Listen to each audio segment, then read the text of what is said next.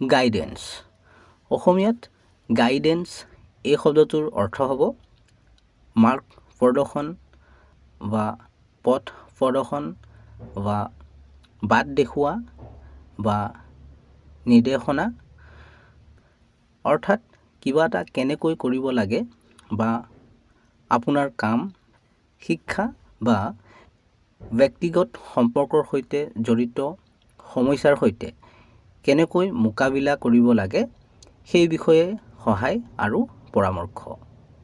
অহা এই দুটা বাক্যৰ সহায়ত আৰু বেছি ভালকৈ বুজি লওঁ।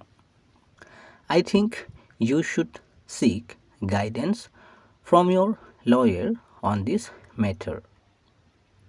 মই ভাবোঁ এই বিষয়ত আপুনি আপোনাৰ অধিবক্তাৰ পৰা নিৰ্দেশনা বিচৰা উচিত। Under his father's guidance, he learned how to swim. তেওঁৰ দেউতাকৰ নিৰ্দেশনাত তেওঁ সাঁতুৰিবলৈ শিকিছিল। চেনেলটো ছাবস্ক্ৰাইব কৰি ল'বা, কাৰণ এনেধৰণৰ ভিডিঅ'বোৰ ইয়াতে পাই থাকিবা।